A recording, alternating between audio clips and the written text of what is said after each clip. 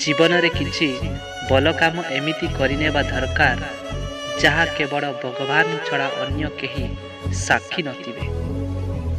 अन्य मानंकु भी सेते जल्दी क्षमा करि दियो जेते जल्दी तुमे भगवान ठारू क्षमा चाहिता हो।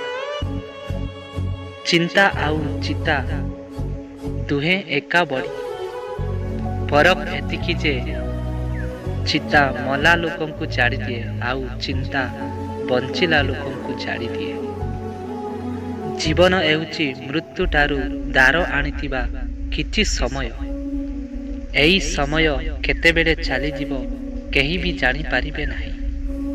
ए जीवन तिबा चाहे राग रुषा हिंसा छाड़ी समस्तंक सहित हस खुशी समय काटिबा दरकार। सबु बेले दुई प्रकार लोकंक ठारू दूरे रुह, बिजी एवं ईगो। बिजी लोक निज इच्छा हेले कथा हेबे एवं ईगो लोक माने निज स्वार्थ पाई कथा हेबे। केवल साप को नुहे किछि मनीष भी विषाक्त होइतांती। साप को तो देखि चिन्नी हुए किंतु विषाक्त मनीष चिन्निबा बहुत कष्ट। नख बड़िले आमे नख को काटू आंगुठी नुहे सेमिति संदेह हेले कारण खोजंतु संपर्क भांगंतु नाही। गोटिए मनीष बंची रहिबा पई केवल खाद्य नुहे बरं हस खुशी स्नेह श्रद्धा और भल पाइबा भी उचित परिमाण रे दरकार।